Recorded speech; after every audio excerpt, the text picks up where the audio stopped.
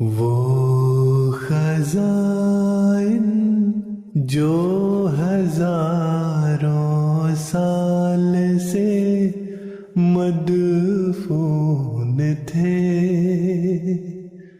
اب میں دیتا ہوں اگر کوئی ملے امیدوار، کوئی ملے امیدوار۔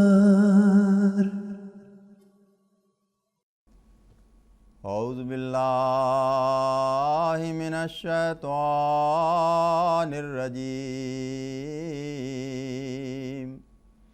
بسم اللہ الرحمن الرحیم۔ ملفوظات سیدنا حضرت اقدس مسیح موعود علیہ الصلوۃ والسلام۔ اسلام کا آئندہ غلبہ۔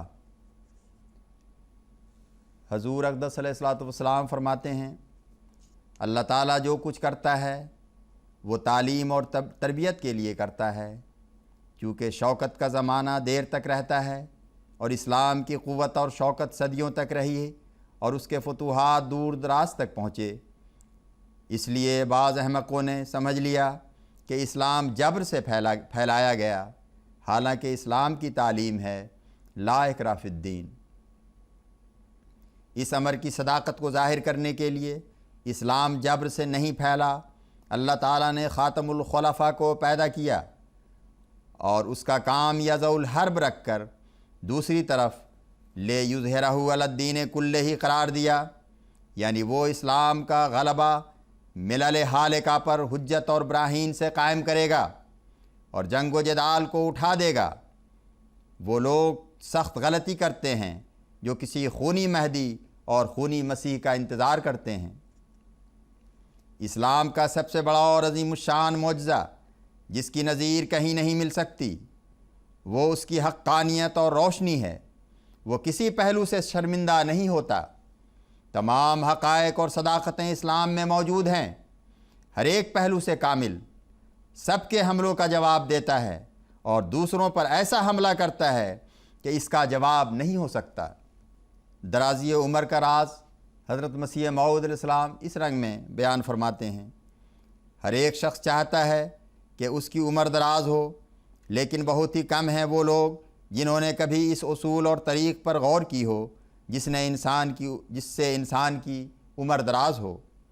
قرآن شریف نے ایک اصول بتایا ہے، وَأَمَّا مَا يَنْفَعُ النَّاسَ فَيَمْكُثُ فِي الْأَرْضِ، یعنی جو نفع رساں وجود ہوتے ہیں ان کی عمر دراز ہوتی ہے۔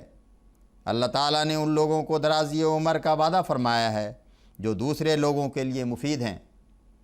حالانکہ شریعت کے دو پہلو ہیں، اول خدا تعالیٰ کی عبادت، دوسرے بنی نوع سے ہمدردی، لیکن یہاں یہ پہلو اس لیے اختیار کیا ہے کہ کامل عابد وہی ہوتا ہے جو دوسروں کو نفع پہنچائے۔ پہلے پہلو میں اول مرتبہ خدا تعالیٰ کی محبت اور توحید کا ہے۔ اس میں انسان کا فرض ہے کہ دوسروں کو نفع پہنچائے، اور اس کی صورت یہ ہے کہ ان کو خدا کی محبت پیدا کرنے اور اس کی توحید پر قائم ہونے کی ہدایت کرے، جیسا کہ وتواصوا بالحق سے پایا جاتا ہے۔ انسان بعض وقت خود ایک امر کو سمجھ لیتا ہے لیکن دوسرے کو سمجھانے پر قادر نہیں ہوتا، اس لیے اس کو چاہیے کہ محنت اور کوشش کر کے دوسروں کو بھی فائدہ پہنچاوے۔ ہمدردی خلائق یہی ہے کہ محنت کر کے، دماغ خرچ کر کے ایسی راہ نکالے کہ دوسروں کو فائدہ پہنچا سکے تاکہ عمر دراز ہو۔ اما ما ينفع الناس کے مقابل پر ایک دوسری آیت ہے جو دراصل اس وسوسہ کا جواب ہے کہ عابد کے مقابل نفع رساں کی عمر زیادہ ہوتی ہے اور عابد کی کیوں نہیں ہوتی۔ اگرچہ میں نے بتایا ہے کہ کامل عابد وہی ہو سکتا ہے جو دوسروں کو فائدہ پہنچائے، لیکن اس آیت میں اور بھی صراحت ہے، اور وہ آیت یہ ہے، قُلْ مَا يَعْبَؤْ بِكُمْ رَبِّي لَوْلَا دُعَاؤُكُمْ، یعنی ان لوگوں کو کہہ دو کہ اگر تم لوگ رب کو نہ پکارو تو میرا رب تمہاری پرواہی کیا کرتا ہے۔ یا دوسرے الفاظ میں یوں کہہ سکتے ہیں کہ وہ عابد کی پرواہ کرتا ہے، وہ عابد زاہد جن کی بابت کہا جاتا ہے کہ وہ بنوں اور جنگلوں میں رہے اور تارک الدنیا تھے، ہمارے نزدیک وہ بودے اور کمزور تھے، کیونکہ ہمارا مذہب یہ ہے کہ جو شخص اس حد تک پہنچ جاوے کہ اللہ اور اس کے رسول کی کامل معرفت ہو جاوے، وہ کبھی خاموش رہ سکتا ہی نہیں۔ وہ اس ذوق اور لذت سے سرشار ہو کر دوسروں کو اس سے آگاہ کرنا چاہتا ہے۔ اللہم صلی علی محمد وآل محمد وبارک وسلم انک حمید مجید۔